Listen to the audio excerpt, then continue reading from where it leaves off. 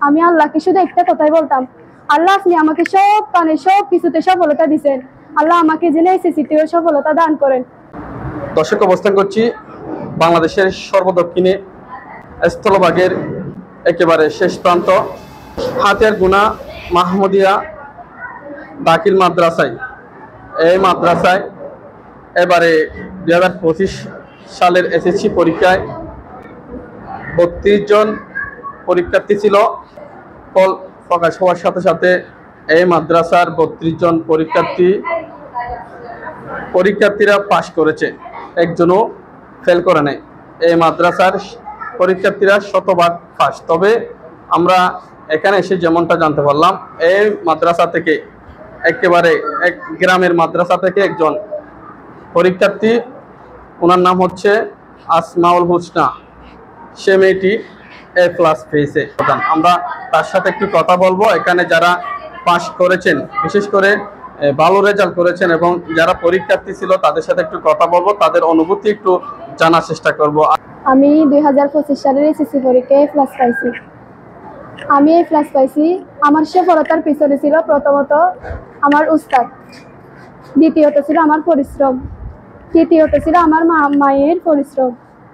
মানুষের মুখে মুখে একটা কথা শুনি, সফলতার 99 ভাগ নাকি পরিশ্রম আর 1 ভাগ নাকি ভাগ্য।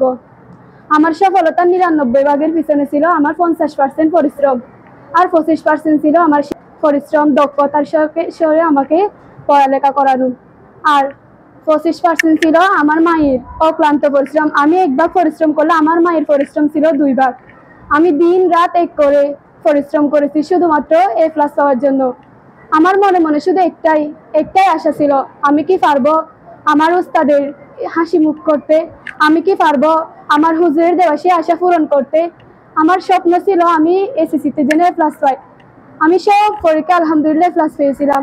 আমি আল্লাহকে শুধু একটা কথাই বলতাম, আল্লাহ আপনি আমাকে সব কানে সব কিছুতে সফলতা দিচ্ছেন, আল্লাহ আমাকে যেন এসএসসিতেও সফলতা দান করেন। আমি কি পারবো আল্লাহ, আমি কি পারবো A+ পেতে, আল্লাহ আপনি আমার উপর সহায় হন। তারপরে আমি সময় বলতেছি, অপেক্ষার প্রহর করতে আমার মনের ভিতর অস্থিরতা চলে আসছে। আমি বলতেছি, ও আল্লাহ আপনি আমাকে আমার সফলতা দান করেন। আমি পরিশ্রম করেছি, একটা আরবিতে কথা আছে, মানজাদা ওয়াজাদা, যে পরিশ্রম করে সে পায়। আমি আল্লাহ পরিশ্রম করে গেছি, আপনি আমাকে সফলতা দান করেন। রেজাল্ট যখন 2টা বাজছে, আমি সাবমিট করতেছি, তখনও আমার মনে মনে বলতেছি, আল্লাহ আমি কি পারবো আমার হুজুরের আশা পূরণ করতে, আমার বাবা মায়ের স্বপ্ন পূরণ করতে। যখন আমি শুনছি দেখছি আমার A+ আছে, তখন আমি খুশিতে কি করবো আমি হয়ে গেছি। আমি সাথে সাথে হুজুরকে কল দিছি, বলতেছি যে আমি A+ পাইছি আলহামদুলিল্লাহ। তখন হুজুর খুশিতে, আমার খুশি, সবার আমাদের পরিবারে খুশিতে আত্মহারা নেমে চলে এসেছে। আমার হুজুররাও অত্যন্ত খুশি হয়েছে। আমি প্রথমত বলতে গেলে আমি একজন আদর্শ মানুষ হতে চাই পড়ালেখা করে। তো আমার স্বপ্নের কথা বলতে গেলে আমার সেই ছোটকাল থেকে একটা স্বপ্ন ছিল, আমি ডাক্তার হব। তা আমার স্বপ্ন সেটাই, ইনশাল্লাহ আমি পূরণ করার চেষ্টা করব। তো আমি যতটুকু চেষ্টা করছি ততটুকু আমার সাফল্য হয়েছে আলহামদুলিল্লাহ। এতে সবাই খুশি, আমিও খুশি। আলহামদুলিল্লাহ অনেক ভালো হয়েছে পরীক্ষা।